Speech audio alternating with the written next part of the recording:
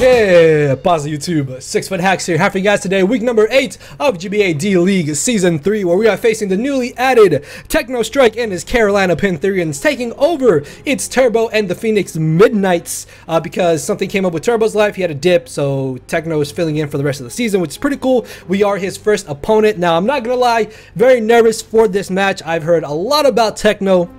Heard he's a really good player, and he did actually win the most recent MPL Minors League, which was pretty cool. A lot of tough opponents in the MPL, and he was able to win that, so more credit to him going into this game. I did record this once already, but looking back at it, I didn't like that narration. Plus, I got interrupted like 3 or 4 times, so hopefully I don't get interrupted during this actual second narration. So if you guys do enjoy the video, make sure to hammer arm that thumbs up button down below, and make sure to answer the comment question of the day, which should be somewhere down below me in the center bottom of the screen. Answer that in the comment section below. But with that being said, let's take a look at the team preview. If you guys may have missed my team builder, you guys will know why I'm bringing what I'm bringing and what I originally expected my opponent here, Turbo, to bring.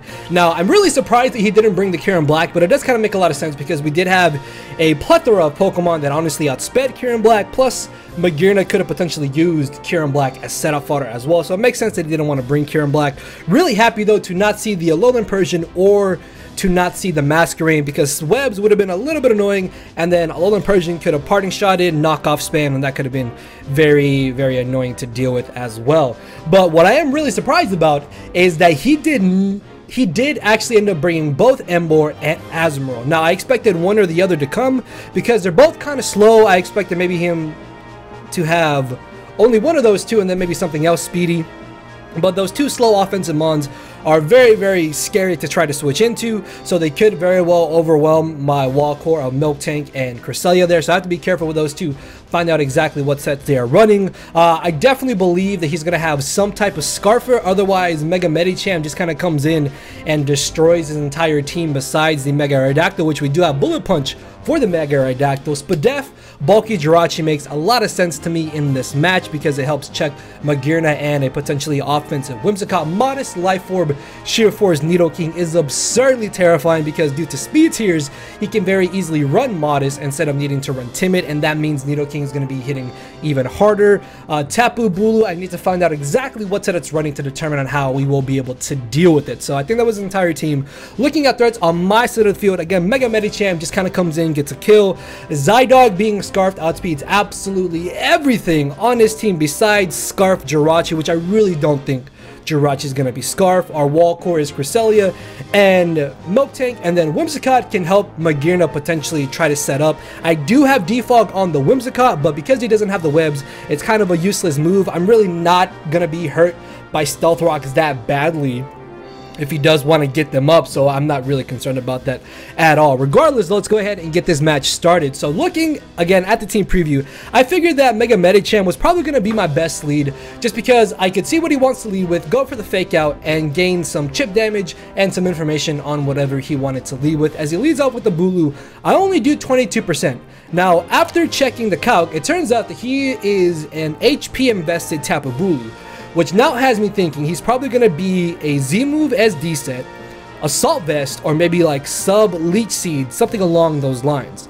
So I really do not want to risk him potentially trying to catch whatever I want to bring in with like a superpower or a Fighting Z superpower, which would be my Miltank. So I stay in here and I decide to be aggressive, and I'm going to go for the Poison Jab as it makes a really smart switch here into the Jirachi. At the same time though, I feel like this was a little bit risky just because if I had the Fire Punch, I very well could have easily gone for the Fire Punch that turn, although it does make sense that I would have Poison Jab on Medicham to be able to deal with the Tapu Bulu. So while that was a bit of a risky play on his part, it does end up playing out for him because there's no way I'm going to leave in my Medicham on this Jirachi. I do not want this thing to potentially Thunder Wave me or just do any type of status to me or any type of damage to me, which is why I aggressively switch right into my Miltank. As he goes for the rocks, he then goes for the Thunder Wave, and of course Jirachi does what Jirachi does best and goes for the Thunder Wave as I get fully paralyzed. Now this is very, very detrimental because I tried to go for my Stealth Rocks that turn. Now, because I ended up getting fully paralyzed, this means I have to choose. Do I want to get on my rocks for the long term of this battle, or do I want to go for the body slam to potentially try and get a paralysis on this Jirachi or whatever comes in? I think that ground types can get paralyzed by Stun Spore and Body Slam, if I'm not mistaken. I'm really not too sure on that, honestly, because I've never been in that scenario. But if they can get paralyzed, then please let me know by Stun Spore or like Body Slam. Regardless, though, if I got on my rocks this next turn, I would have felt very comfortable in just going straight for the Body Slam. Unfortunately, though, now I have to choose. Do I want to do one or do I want to do the other one? And ultimately, I figured that Stealth Rocks in the long run of the game are going to be way more beneficial to me, just because if I get off instant damage on something that comes in, then I'm not going to be able to get off that chip damage for the rest of his team to allow Zydog, Medicham, or Whimsicott to break his wall, so then Magirna can potentially come in and sweep late game. So he ends up getting a more or less safe switch into the Emboar here, which is very terrifying because in a different version of this team I had Alamomola, but now I don't really have a good switch into Flare Blitz coming from this Emboar, and he could very well expect my Milk Tank to be Zap Zipper for the Bulu. So at this point I'm set on the fact that he's going to just click Reckless Flare Blitz. Whether it be Banded, Scarfed, Life Orbed, whatever I switch in is going to lose a massive, massive chunk of damage. However, though, if I remember the calc correctly, Cresselia can actually live 2 Choice Scarf Flare Blitzes on a roll after Rock. So I figured that Cresselia is probably still my best switch into this Emboar, regardless of whatever he wants to go for. Even if he goes for something like Substitute, that's fine. I can break the sub, hopefully, and then go from there. As he goes for 2 Flare Blitz, he does end up getting rid of my Cresselia. Now, this is very bad because I don't have a switch in for Nidoking. Nidoking just comes in and it clicks a dual stab and pretty much gets a kill, and that's really, really bad. Like, I'm definitely on the back foot here. If I had been able to get on my rocks and go for the Body Slam, I would have been able to put this Emboar at I believe about like 20-ish%, or maybe even got the Body Slam paralysis, and then that could have potentially helped me out here. But unfortunately, I lose my Cresselia when it really does nothing, unfortunately. Although I guess I do end up getting some nice residual damage on the Emboar, because it turns out that he's Life Orb, so he's below 50%. As this does, however, allow me to bring in my Medicham. I can live a Sucker Punch. I click High Jump Kick. Something on his team is switching in and getting straight O-Code or to a KO'd. So I figured High Jump Kick here is by far my best play, as in comes the Tapu Bulu. This does 56% to the Tapu Bulu, further confirming the fact that he does have some type of HP investment. So if I regretted one play throughout this entire match, it's this turn right here after he brought in Tapu Bulu. Now, I've heard plenty of times that grassy terrain is random.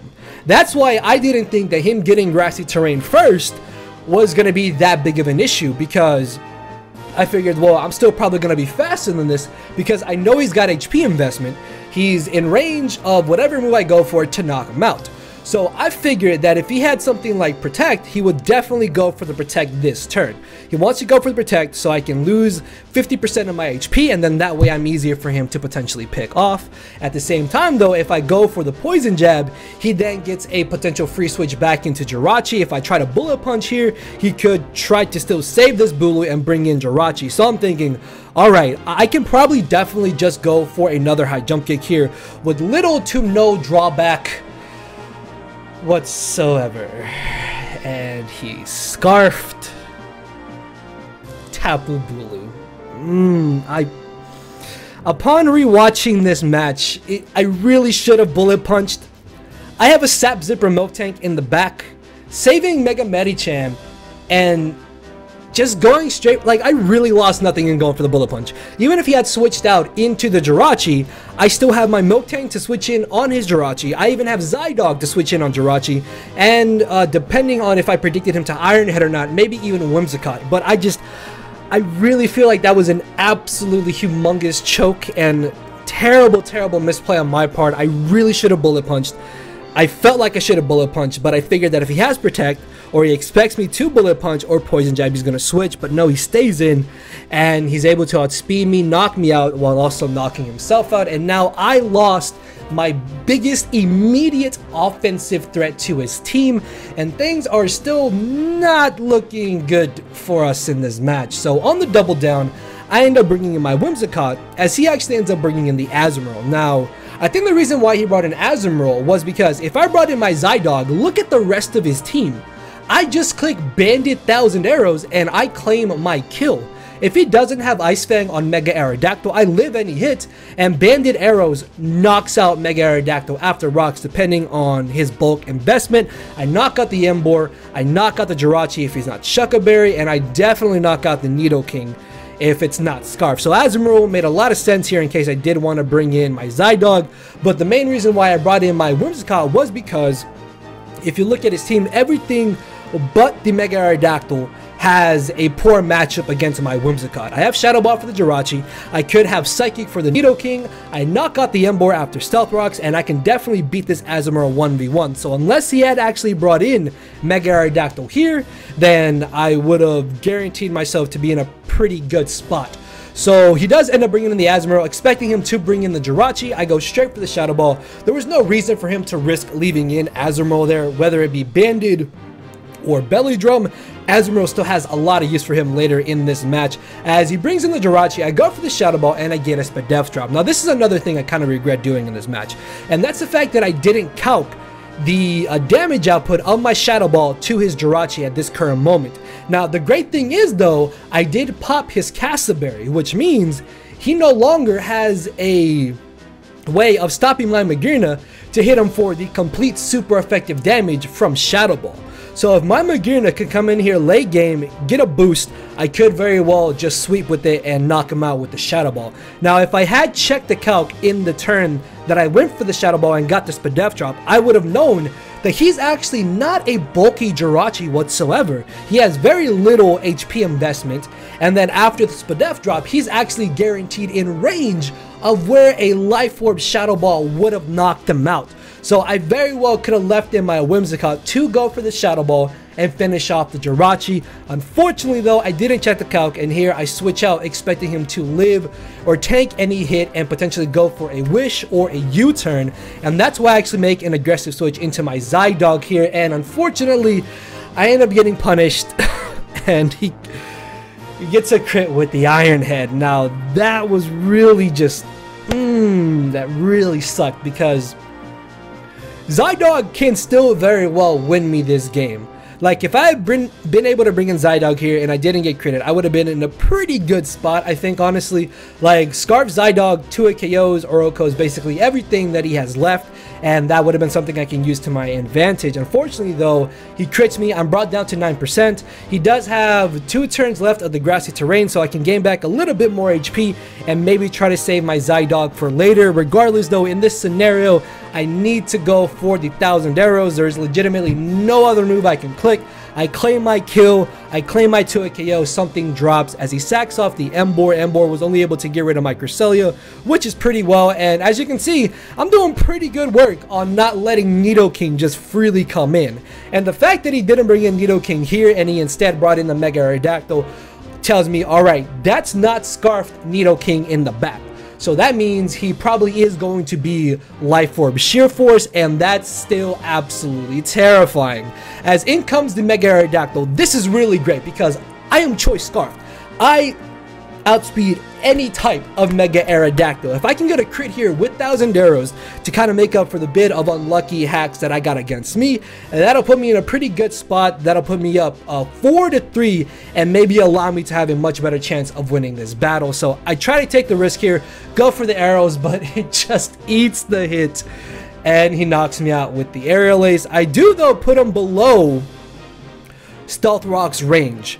And now at this point in the match, before I brought in Magearna here, I'm thinking if I bring in Miltank and he has Roost, he can easily go for Roost. I can't bring in Whimsicott because he outspeeds me and Aerial Ace is definitely going to knock me out.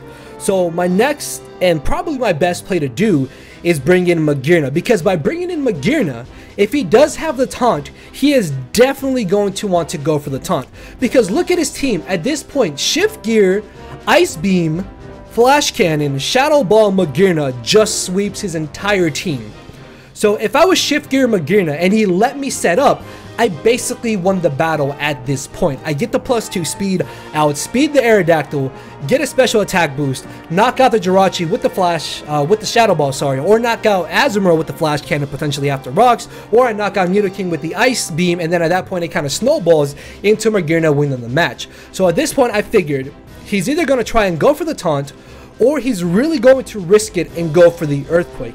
And I really wish I had Shuca Berry, because then I wouldn't need to fear something like Earthquake from this Mega Aerodactyl, but he does make the smarter play. And in my honest opinion, I really think him going for taunt was the best play he could have made, because he ensured that Magearna did not set up on him and sweep him. The only downside to that though is that he still does not know what kind of Magearna set I am, and that could very well help me later in this match. So in comes the Nidoking. Again, I wish I had the Shuca Berry. I could stay in here, tank a Fire Blast, Earth Power, whatever this thing wanted to go for the Ice Beam, and knock him out, and maybe try to win with Whimsicott at this point, along with my Milk Tank. Unfortunately though, I don't have the Shuca Berry. I have no switch-ins to this Nidoking. My best bet is to hope that he actually does go for the Earth Power, because if I'm not Shuca Berry, Earth Power does knock me out, as where Fire Blast will not knock me out. So I'm going to make an aggressive switch here into my Whimsicott, as he actually makes a bit of a questionable play and goes for the Substitute. Now, I can kind of get why he subbed here, just I guess on the off chance that I did stay in with my Magearna, or maybe he thought I would try to sack off my Milk Tank. But because I made this aggressive switch into Whimsicott, I'm thinking that if I had the Encore, I could just Encore him in the Substitute, and then at that point, I can just spam Shadow Ball and either knock out this Nidoking, 2-hit KO the Jirachi on the switch-in, or 2-hit KO the Azumarill on the switch-in. So if I had Encore in this scenario, I would have been able to get up an extra KO with my Whimsicott. Unfortunately though, I do not, and now I need to break the sub, bring in my Milk Tank, and hope that I can maybe paralyze him. But it turns out that he doesn't have the Sludge Wave. If he had the Sludge Wave, he had no reason to not go for the Sludge Wave here in this scenario, I think. And the fact that he doesn't have the Sludge Wave is absolutely huge, because now I'm able to get off another huge hit on this Nidoking. If I had got a crit here, that would have been so good, man. I got really unlucky at a little bit in this match. Some type of hacks in return would have just really helped me out here. Even having Psychic over Defog just would have been amazing, but unfortunately I only have Grass Knot as my hardest hitting move to hit this Nidoking, and it just barely lives on 18% as he knocks me out with the Earth Power. At this point, I've lost is what I'm thinking. Like there's nothing I can do. Jirachi flinches my Magearna and my Milk Tank. Azumarill, if it's Bandit or Belly Drum, just sets up or just clicks Liquidation, because my last two team members are slower than Azumarill. So I bring in my Milk Tank here, and I'm just hoping and praying I do not get unlucky here, because if I can live any hit this thing goes for, I can probably go for a Body Slam to knock him out, and then at that point I can maybe barely have a chance. I don't really know, honestly. And I bring in my Milk Tank as he knocks me out with the Earth Power. No, doesn't knock me out, sorry. I live and I knock him out with the Body Slam. In comes the Azumarill. Now, I don't want to say this was a choke on his part, because if you look at the matchup in a sense, he can literally just bring in Azumarill, Belly Drum, get the +6, and guarantee live any hit from my Milk Tank. And at that point, Azumarill knocks out my Milk Tank, and it knocks out my Magearna. As where if he had brought in Jirachi, I think he would have had to rely on para-flinching down both my Milk Tank and my Magearna. So Azumarill in a sense did probably actually make more impact if he brought this in instead of Jirachi, now that I think about it, because Azumarill guarantees him the win after the Body Slam. He knows he can live a Body Slam regardless of my Milk Tank's investment. So he can live, belly drum, and sweep me at that point, as where if he brought in Jirachi, he would have to rely on hacks. So yeah, this does make sense that he brought in Azumarill here. So I don't think this was a choke at all. As he goes for the belly drum, if I can get a paralysis with my body slam, and then get a full paralysis with my second, on the second turn that I go for body slam, I can knock out this Jirachi, and I'll make it to where it's Magearna versus Jirachi 1v1, and then at that point, if I don't get very unlucky with Iron Head flinches, Magearna should be able to win me the battle, hopefully. So I have to hope that maybe I can just get some type of luck here, as I do get a crit, but I don't get a paralysis, and he knocks me out with the Aqua Jet as I bring in my final Pokemon, which is Magearna. Now, I thought I lost at this point. Like, I maybe have a chance, honestly. Like, he either has to really misplay here, or I have to get, he either has to misplay very huge and me not get super unlucky. So this turn right here, this turn is very important, because this turn shows two very key aspects of not only Draft League play, but just kind of Pokemon battling in general. You want to be able to conserve your threats so your opponent doesn't gain knowledge on what they have, and at the same time, it's very important to scout out for what your opponent's sets are. Now, as we saw earlier, I brought in Magearna on Mega Aerodactyl. He went for the taunt, I knocked him out with the Shadow Ball.